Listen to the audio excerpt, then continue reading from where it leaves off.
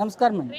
Recent గా రేణు దేశాయ్ ఒక press meet పెట్టింది. అందులో కుక్కల్ని కాపాడాలి అన్న ఉద్దేశంతో మనుషులు కూడా ఇబ్బంది పెడుతున్నారు, మనుషుల్ని ఏం చేయట్లేదు కానీ కుక్క కరవగానే కుక్కని చంపేస్తున్నారు అన్న ఉద్దేశంతో మాట్లాడారు. చాలా టాపిక్స్ గురించి జనరల్ గా మాట్లాడారు. బట్ ఆమెకి చాలా నెగిటివ్ అయినట్టుగా అనిపిస్తుంది. మీరేమంటారు? రేణు దేశాయ్ గారు, మీరు సినిమా ఇండస్ట్రీలో లేకపోయినా మీరు ఒక వ్యక్తి ఉన్నారని అందరికీ తెలుసండి.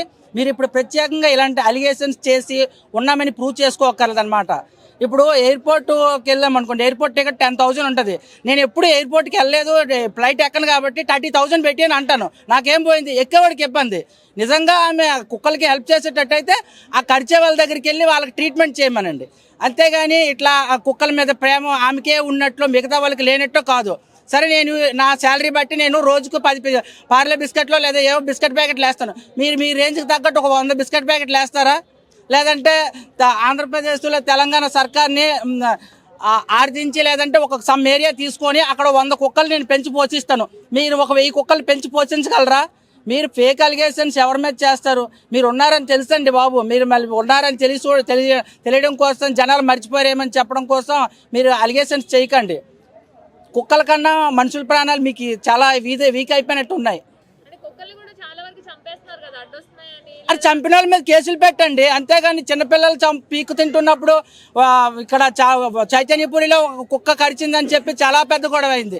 అట్లాంటి గొడవలు అయినప్పుడు మీరు వెళ్ళే జంతు ప్రేమికుల కోసం చూడండి. రామ్ గోపాల్ వర్మ ఏం చెప్పారు? మీకు నిజంగా కుక్కల మీద అంత అభిమానం ఉంటే మీ ఇళ్ళకి తీసుకెళ్ళి పెంచండి.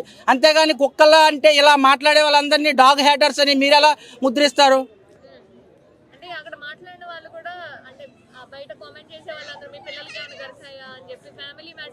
అంటే హాని జరిగితే మీరు రియాక్ట్ అవుతారా? ఇప్పుడు ఆమె అన్నట్టు అందరికీ 140 కోట్ల జనాభా ఉన్నారు. 140 కోట్లు కరిస్తేనే రియాక్ట్ అవుతారు అంటే ఎక్కడో ఒక దగ్గర కరుస్తున్నాయి కదా.